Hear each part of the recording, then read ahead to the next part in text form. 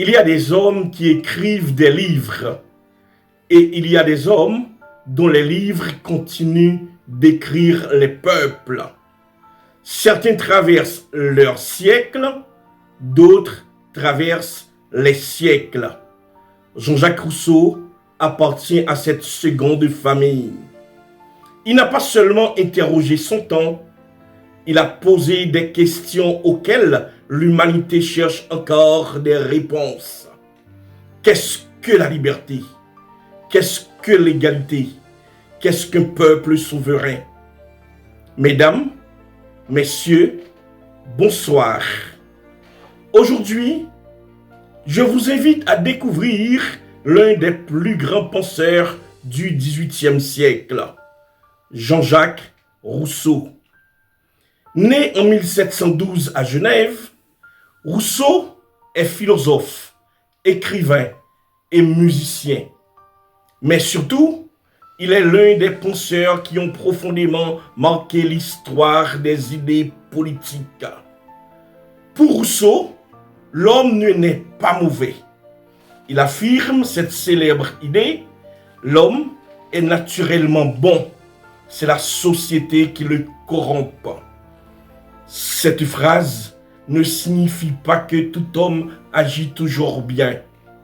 Elle nous invite à réfléchir à l'influence de notre environnement, de l'éducation, des institutions et des sociétés sur notre manière de vivre.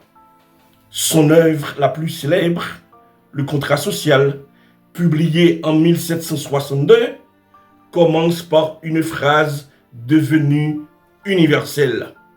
L'homme est né libre et partout, il est dans les fers.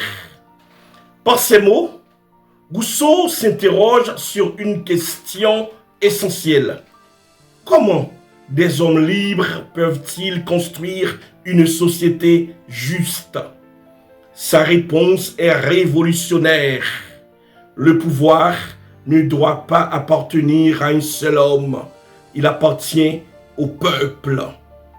Selon Rousseau, un gouvernement n'est légitime que lorsqu'il exprime la volonté générale, c'est-à-dire l'intérêt commun de la nation.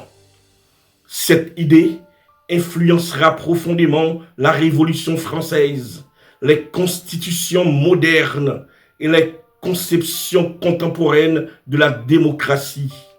Mais Rousseau ne s'intéresse pas seulement à la politique.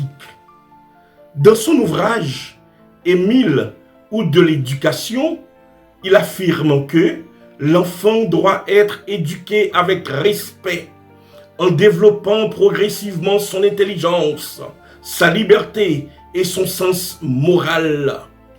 Pour lui, éduquer, ce n'est pas remplir un esprit, c'est aider une personne à devenir pleinement elle-même. Plus de 2 siècles après sa disparition, Rousseau continue d'interroger notre monde. La liberté, la démocratie, l'éducation, la citoyenneté. Autant de questions qui demeurent au cœur de notre société. Merci. Abonnez-vous pour poursuivre ensemble ce voyage au cœur des grandes idées qui ont façonné notre monde. À très bientôt.